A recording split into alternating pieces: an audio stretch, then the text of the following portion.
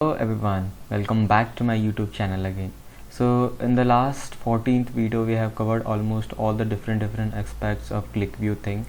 So in this video we are going to see something interesting, that how we can create a calendar. So if you just put a value like from the starting date to end date, it will automatically create a end-to-end calendar, and from there you can extract your weekdays, your week starts, you can extract your month, you can extract your month, year, everything. So I will show you exactly how to do it. So if you want to follow like step by step, so what you can do is you can directly go to this article. So this is my article only, you can just go through it. You will get all the code snippet and all the follow like steps to follow, and you can directly just copy paste the code and like you are ready to go. So just for demo purpose, what I will do, I will use this similar code to show you what exact output I will get.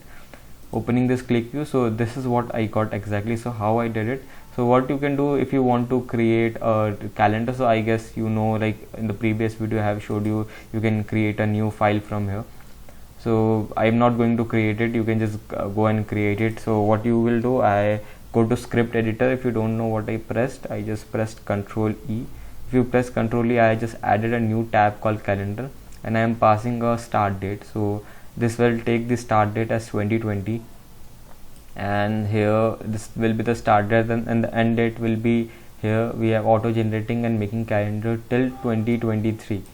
So and here what I am doing is I am taking out the date from this calendar, and I am trying to create keys, combination of date and the word called calendar, and combination of date, month and year for the calendar.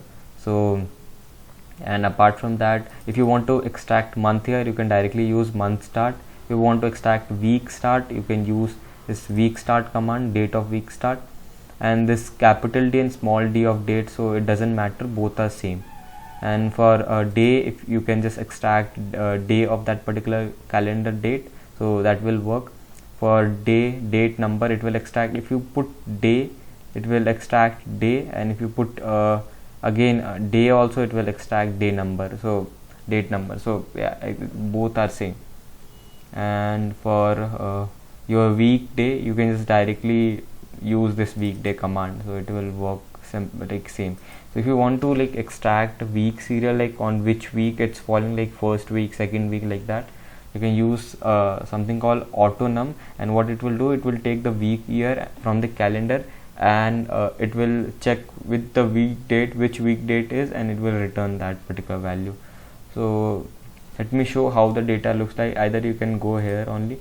So this is the calendar which I created. So after you done writing the script, just reload this table, and it will show you that everything is perfectly fine. Just press Ctrl T, you will be directed to this table view. Just preview this. So we have date, we have keys, we have month, year, week start, day, date number. Then this day and date number both are same, so you no need to confuse. I guess we have used same thing for the two different. You can just use it once.